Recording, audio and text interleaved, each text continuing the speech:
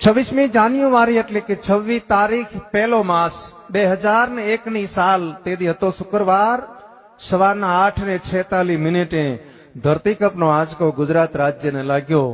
આની ધ્રુજારી હતી 6.9 તીવ્રતા ધરાવતો આંચકો આવ્યો, પણ કયા સમય આવ્યો? 8:46। આનો લાવારસ નીકળ્યો ક્યાંથી? કેન્દ્રબિંદુ પ્રગટ ક્યાંથી થયું?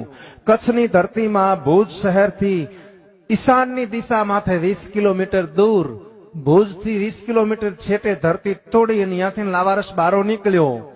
ત્યાંથી આંચકાની શરૂઆત થઈ। ક્યાં ક્યાં આંચકો હાલ્યો, કેટલા ગુજરાત રાજ્યના ગામડાને આવરી લીધા અને પાછો ક્યાં આવીને બંધ પડ્યો, એની થોડીક યાદી કરાવું। શબ્દ ઉપર ધ્યાન આપજો। પ્રથમ ભાગે જ્યાં પ્રગટ થયો કચ્છમાંથી ધ્રાંગ લોડાઈને ધ્રુજાવ્યા, ભુજને લીધો ભરડો, અંજારને આંટો ફરી, ખીડો નાખી ખખડાવી, બચાવને ભાંગીને કર્યું ભૂકો, રાપરને રમઢોળતો, સામખ્યાળીને નોરવા દીધી શાન કે ભાન કેર કર્યો, કાળો ચૂંથી નાખ્યો ચકલાનો માળો।